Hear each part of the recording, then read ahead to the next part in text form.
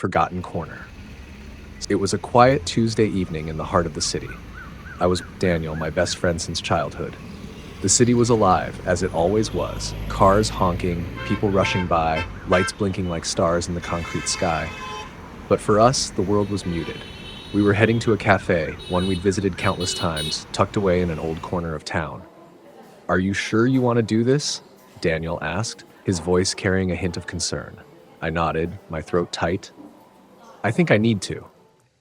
The cafe hadn't changed much. Same old wooden tables, the familiar creak of the door, and the scent of freshly brewed coffee filling the air. But for me, everything felt different. As we sat down, I noticed the empty chair across from me. She used to sit there. Sophia, the love of my life. We'd shared our first date in this very cafe, laughing over bad jokes and endless cups of coffee. But she wasn't here anymore. "Do you remember when she spilled coffee on that white dress?" I chuckled, more to ease the tension in the air. Daniel smiled faintly. "Yeah, she laughed it off like it was nothing. You were panicking." "I thought it was the end of the world," I muttered. We fell into silence. The chair remained empty, a constant reminder. I stared out the window, watching the city move, oblivious to the weight in my chest. Life hadn't stopped, even though mine felt like it had. "You never really talk about her anymore," Daniel said quietly. I sighed, running my fingers along the edge of the table. "I guess I don't want to bring her up.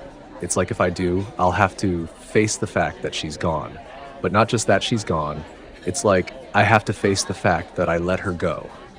Daniel looked at me, puzzled. "What do you mean? I thought you were doing okay after the breakup.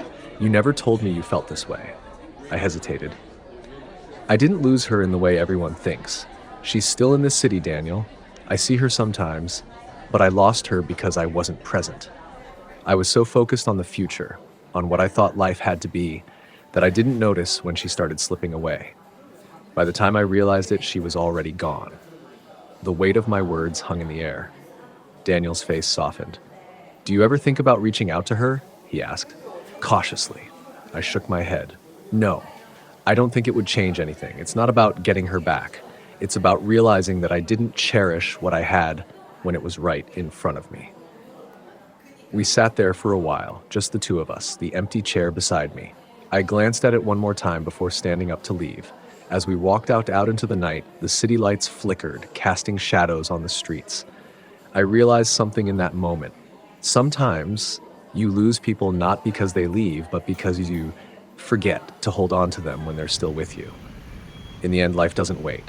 It keeps moving forward, whether we're ready or not.